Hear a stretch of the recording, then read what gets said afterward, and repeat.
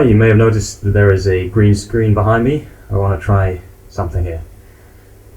Versify! Did that work? This is the only point really where I can stand and not see any of those blue lines telling me where the edge of the safe zone is. And this looks great, but the moment I even lean a little bit off to the side, you can start to see these blue lines coming in. That is a little bit distracting, and this is one of the downsides of not having a motion platform. The reason for that, they don't want you to walk right up to the edge of your playing area because that's where you have your base stations at. They don't want you to knock your base stations or damage the controllers by hitting any of your furniture, because you have to also take into account your reach, which for me, my reach extends from the middle of my playing area almost to the very edge of the safe zone in all directions. So I can't really move even though I have room scale. The other reason I can't move about much is because there has to be something in the game world for me to interact with. So I have some geometry here. I have this cubicle, the desk, filing cabinets. So you're not going to be doing a lot of walking in room scale. That's the first thing. The second thing is that teleportation, I have tried it and it's not great. If you use it sparingly, it's fine, but you couldn't play a game like Skyrim or Half-Life and be constantly teleporting again and again and again to get from one side of the area to another, because that just gets really, really irritating very quickly. And that may be the reason that Half-Life 2 doesn't support the Steam VR module. You can't play Half-Life 2 with the Vive, I don't believe. And it could be the reason why we haven't heard or seen anything of Half-Life 3, because once you have tried virtual reality headsets and hand controls, this is so much fun, being able to physically pick up an object and interact with it and examine it, rather than just pressing a button and then it goes into your inventory. Once you've tried this, you don't want to go back to using a keyboard or a gamepad to interact with things. But these hand controllers aren't designed for you to walk around in a large environment.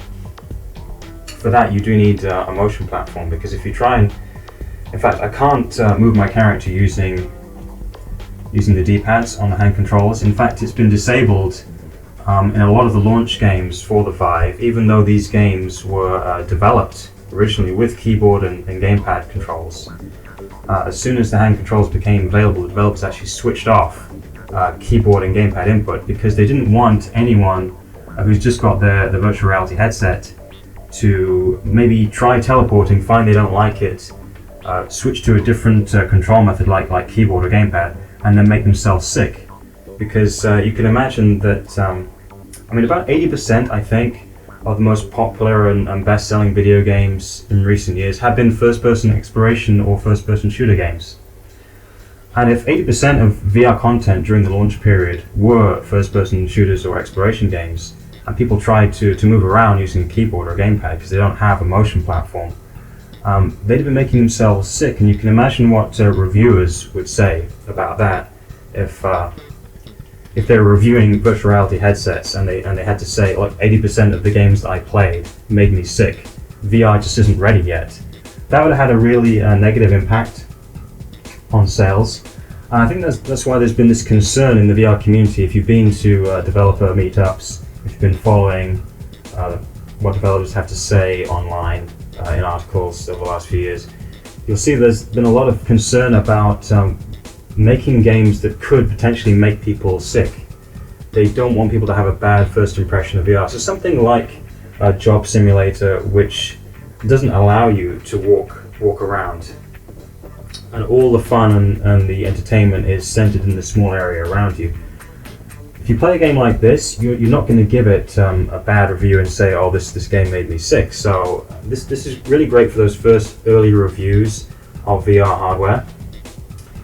But my concern is that if there is a lack of content that allows people to play the games they want to play, like Skyrim or Fallout, people are going to be more apathetic. They're going to be critical of it and say, oh, I don't like all the teleporting, I don't like these are all mini games.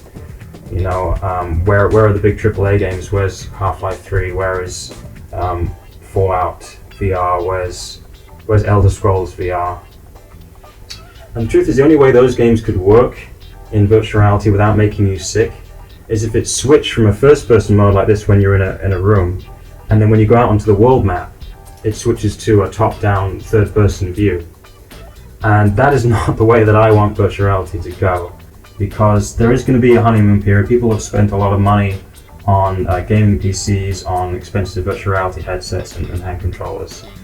And if all they have is puzzle games, they're going to wonder why they spent all that money and why they can't play their favorite genres in virtual reality. So we don't want that apathy to set in. We don't want people to be, playing this for the fun, for the novelty of it for a little while, and then GTA 6 comes out, Fallout 5 comes out, and these games aren't in VR. These are the big open world exploration games people want to play, and because there's no virtual reality mode or no VR version of it, they just go back to playing static, seated gaming PC type experiences, and that would be a real shame, because that could be really the end of the VR industry. It could just tail off. It could be considered a fad. People have gone back to regular gaming, and I do not want that to happen to the industry. I'm really excited about it, and just being able to interact with objects is just so much fun. And if you had this in big open world exploration games, it would just be mind-blowing. It'd be incredible. So that'd be a real terrible shame, and that's why I'm going to not pull any punches and just say it like it is. Workers would traditionally start their day with an addictive liquid stimulant. I mean, how cool is this? This is great, but I don't want this to be all there is, all I can do in virtual reality.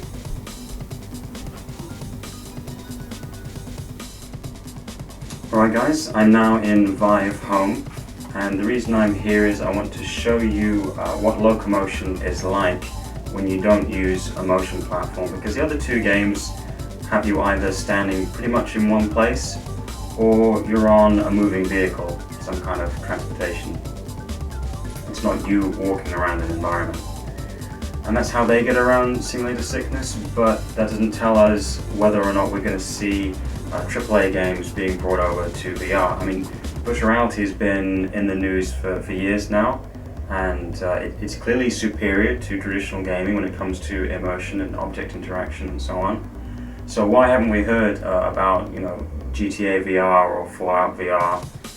And I believe the reason for that is that those kind of open world games that are dominated by the AAA developers because they have the money and the resources to make them, those games just don't work in VR without a motion platform like the Omni. So now I'm going to show you why, because it's not so obvious in the other games. If I press down on the trackpad, this doesn't make me walk forward, this makes me teleport. There is no way. The developer doesn't want you to walk seamlessly through the environment, because that would make you simulator sick if you were using your hands to do that.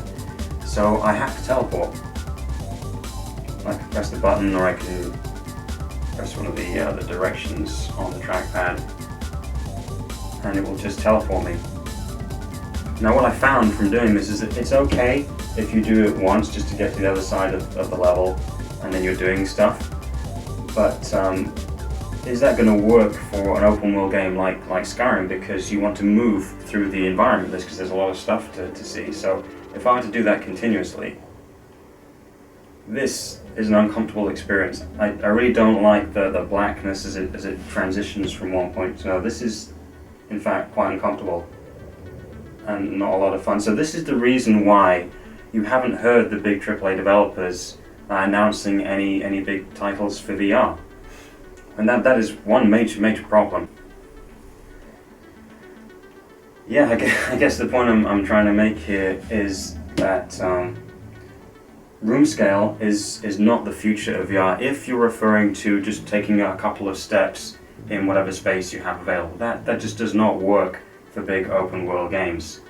So what we're seeing now is that VR requires its own input standard, its own paradigm. Just as we've been using keyboard and mouse to play games and interact with our PCs. That's like the first thing that you get when you buy a new PC is, if you don't have one already, you buy a mouse, you buy a keyboard, you plug them in. Otherwise, you're just not going to be able to play these games. Now, the game developers, they're not making mouse and keyboard. PC manufacturers aren't making the mouse and keyboard. The market is dominated by Logitech and Razer. And in the same way, I think we're going to see the VR input market being dominated by the likes of Virtuix and HTC. They are the equivalent of the keyboard and mouse for this particular medium, because otherwise, I mean, in a few years, if you don't have a motion platform or you don't have a VR headset that comes with hand controllers, there aren't going to be many games that you can play, because if a big AAA developer does bring out Skyrim for VR or Fallout for VR or one of these other big titles, they're probably not going to allow you to move forward using a joystick or a keyboard press. Already, developers aren't letting you do that because they don't want you to get sick. They don't want you, to fall over. And that is why you see a lot of these games are very flat, because they don't want you to go up a virtual hill and then fall over, because you're compensating, you're leaning against the gradient. And there is no real gradient, so you fall over. In the Omni, I don't have that problem. I can go up a mountain in Skyrim. I don't have to worry about that. So really, for a number of reasons, VR in an open world game just does not work without a motion platform, I've found. So I think that's the reason they're waiting before they show anything. The only big developer I've seen that's shown anything so far is Crytek. They've shown Back to Dinosaur Island, and they have a mini game where you're climbing. And that kind of works. It doesn't give you simulator sickness because it does have proprioception, and I will explain simulator sickness in some of my later videos. But the reason that doesn't give you sickness is because the movement makes sense. You're using your arms to climb, and your movement is matching what your arms are doing, in the same way that on the Omni, when I walk, my movement is matching what my legs are doing. So that kind of works, but you can't base a whole open world game on just climbing. And it's kind of the same with Robertson, the Journey. It looks like an open world game, but we haven't seen any gameplay of that. And again, I think the developers are just waiting to get hold of a motion platform that they can test their content on. And if that works, they will start bringing it out, because it will sell. It will definitely do it. It has already sold thousands of units, and people are just waiting for it to go into mass production. And if it sounds unbelievable, well, people are already buying VR headsets because they want to move their heads in VR rather than looking at a static screen, because a static screen doesn't give them that experience. And people are buying headsets that come with hand controllers because they want to move their hands in the game, and that's something that the gamepad doesn't let them do.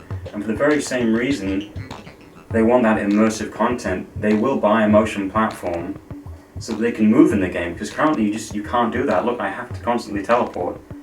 And when virtual reality goes to the next level and you have full hand presence, if you like, your hands are being completely tracked in VR, so you can manipulate objects much more realistically. If your hand's free, if you don't have any controllers in your hands, how are you going to move forward then? How can you point and press a button to move? You're not going to be able to. But you would if you had a motion platform like the Omni. I could be walking and picking up objects and swinging swords and holding a shield. I could do all of that.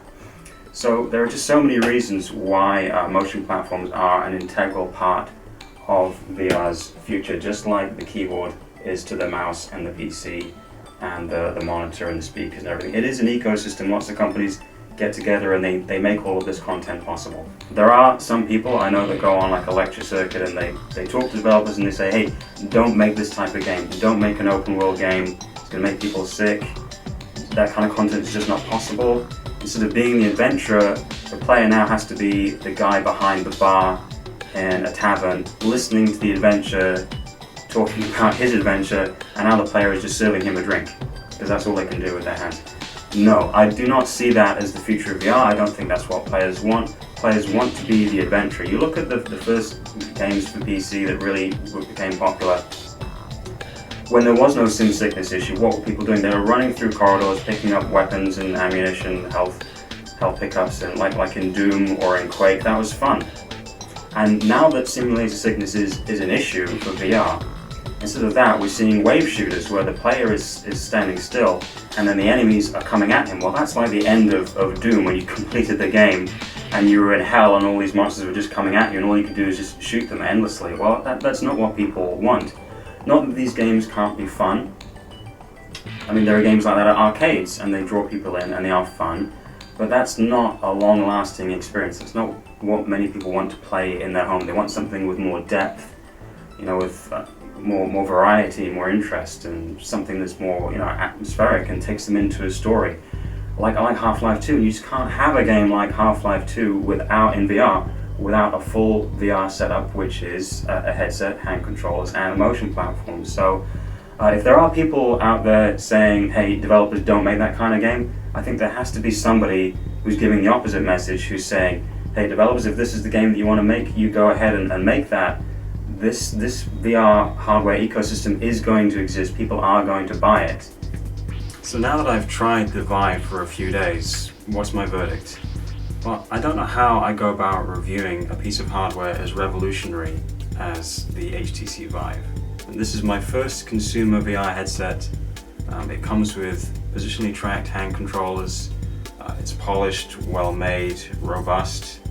It does everything that I need and would expect it to be able to do as a first generation VR headset. And sure, subsequent iterations will have better resolution, higher field of view. But this is world changing. I honestly think that, even though I don't need the blue chaperone lines, I don't have to have them there. I find that I can turn them off in one of the menu options in the Vive settings. And yeah, I was able to play Mind Path to Thalamus, and though my hands weren't in the game with the hand controls, it looked beautiful in the Vive. So yeah, I highly recommend this to anyone who's considering a VR headset. The fact it comes with hand controllers is really, really important, I think, to really show people the potential of VR. So yeah, that's my thoughts on the HTC Vive. Like I said, I don't know how you can review a piece of hardware like this, because it is, since it's first generation, you kind of are reviewing the medium itself as well. It's like, what score do you give the book or the movie? You know, you can't do that. It's almost disrespectful, I think, to do that. So yeah, I hope you enjoyed the video. Sorry if I rambled a little bit. Let me know what you think in the comments section, and yeah, I've got more content coming for you soon. So if you'll excuse me, I need to get back in the verse. Bye bye, guys.